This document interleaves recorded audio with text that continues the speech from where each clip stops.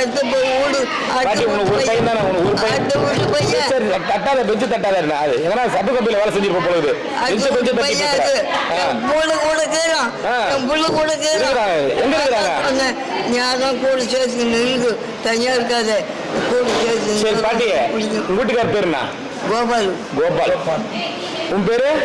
என் பயிர் செஞ்சேரி. எப்படி கூப்பிடுவாங்க உன்ன? ஓ செஞ்சிடம்மா, ஓ செஞ்சிடம்மா. என்ன பண்ற? வாய என்ன செய்ய?